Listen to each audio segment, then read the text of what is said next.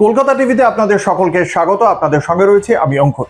2018 সালে কেন্দ্রীয় সরকারের পক্ষ থেকে একটি লক্ষ্যমাত্রা নেওয়া হয়েছিল দেশে জ্বালানির বিকল্প জ্বালানির বিষয়টি নিয়ে ভাবতে, এবং যে জ্বালানি আমাদের আমদানি করতে হয় বিদেশ থেকে, সেই বিদেশ থেকে আমদানি করার যে পরিমাণ তা কমাতে ইথানল মিশ্রিত পেট্রোল গাড়িতে ব্যবহারের বিষয়ে নীতিগত সিদ্ধান্ত নেয় কেন্দ্রীয় সরকার। এবং সেই সিদ্ধান্ত নেওয়ার পর ধীরে ধীরে পেট্রোলের সঙ্গে ইথানল মেশানোর সিদ্ধান্ত হয়, যা আগামী 2030 সালে এই ইথানল মিশ্রিত পেট্রোলের যে পরিমাণ তার মধ্যে ইথানল 20% মেশানোর বিষয়ে নীতিগত সিদ্ধান্ত হয়। তার পরবর্তীকালে প্রধানমন্ত্রী নরেন্দ্র মোদী এই 2030 সালের যে লক্ষ্যমাত্রা সেটাকে নিয়ে আসেন 2025-এ। ইতিমধ্যেই ইথানল মেশানো গাড়ির যে ইঞ্জিন, নতুন করে যে ইঞ্জিন, সেই ইঞ্জিনও তৈরি হওয়া শুরু হয়ে গিয়েছে, কিন্তু এর ইথানল এখনো পর্যন্ত 20% মেশানো হয়নি। তার আগে 2015 সাল থেকে যে সমস্ত গাড়িগুলো চলছে সেই সমস্ত গাড়িগুলিতে এই ইথানল মিশ্রিত পেট্রোল যেভাবে যখন ব্যবহার করা হচ্ছে তার ক্ষেত্রে বেশ কিছু সমস্যা হচ্ছে বলে মনে করছেন গাড়ির ব্যবহারকারীরা, গাড়ির চালকরা, গাড়ির মালিকরা। এবং সেক্ষেত্রেই তাদের বক্তব্য, জ্বালানির জন্য এটা প্রথমত যত খরচ হচ্ছে সেই তুলনায় ততটা লাভ হচ্ছে না ইথানল মেশানোর প্রেক্ষিতে। দ্বিতীয়ত গাড়ির যে ক্ষতি হচ্ছে, ইঞ্জিনের একটা বড় ক্ষতি হয়ে যাচ্ছে, কারণ এ বিষয়ে ইথানলটাকে চালু করে দেওয়ার পর চালকদের সেটা ব্যবহার করতে বলা হচ্ছে, অথচ পুরনো যে সমস্ত গাড়ি তা ইথানল মিশ্রিত পেট্রোল ব্যবহারের জন্য উপযুক্ত নয়।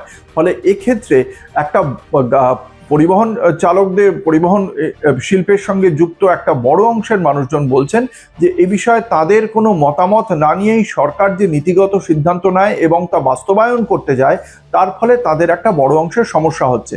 এবং সেই সমস্যার কথা বলেই আগামী 4 আগস্ট সংসদ অভিযানের ডাক দিয়েছে Delhi taxi and tourist ট্রান্সপোর্টার্স and tour operators association.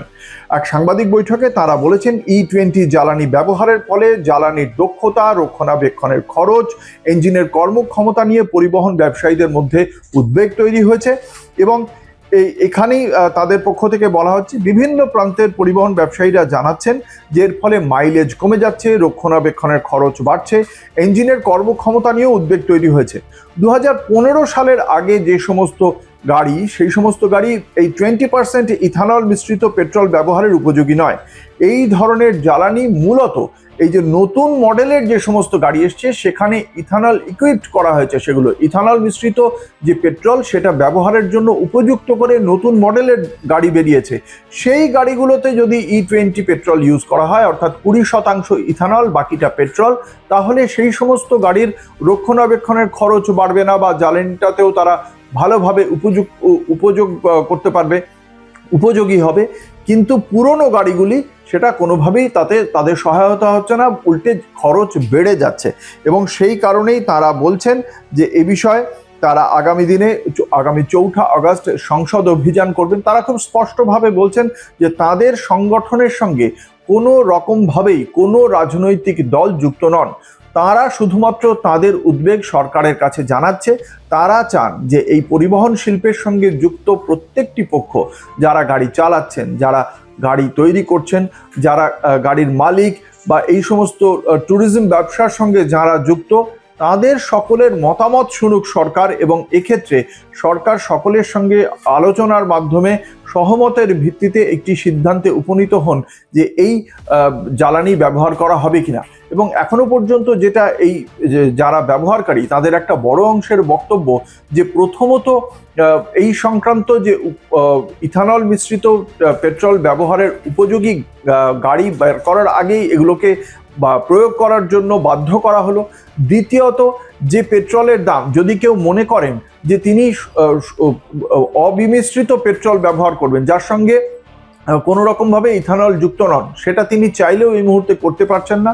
তৃতীয়ত, পেট্রোলের দাম বিশ্বজুড়ে অপরিশোধিত তেলের দামের খানিকটা এর আগে কমেছিল, তখনও পেট্রোলের দাম যা ছিল, আমরা রাশিয়ার থেকে পেট্রোল কিনছি তুলনামূলকভাবে সস্তায়, তারপরেও পেট্রোলের দামের কোনো পরিবর্তন হচ্ছে না। তার যে লাভ, সেই লাভটা পাচ্ছে রাষ্ট্রায়ত্ত সংস্থাগুলি যারা তৈল শোধনাগারের সঙ্গে যুক্ত বা যারা তেলটা দেয়, ভারত পেট্রোলিয়াম হোক বা অন্যান্য এইচপি, এই সমস্ত হিন্দুস্তান পেট্রোলিয়াম, এই সমস্ত সংস্থাগুলো লাভবান হচ্ছে, কিন্তু এর সঙ্গে যুক্ত থাকা সাধারণ মানুষ তারা কোনোভাবেই লাভবান হচ্ছে না।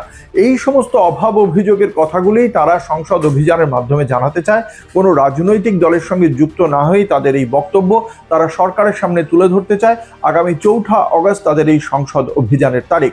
ফলে সেক্ষেত্রে সরকার কি তাদের সঙ্গে কথা বলবে, তার জন্য আমাদের অপেক্ষা করতে হবে যে সরকার এদের সঙ্গে কথা বলে ঐকমত্যের ভিত্তিতে কোনো নতুন নীতি রূপায়ণ করে নাকি অন্য পথে হাঁটে সরকার, সেদিকে আমাদের জানতে হবে। এবং তা জানতে গেলে আপনাদের চোখ রাখতেই হবে কলকাতা টিভির পর্দায় রাত দিন 7 দিন।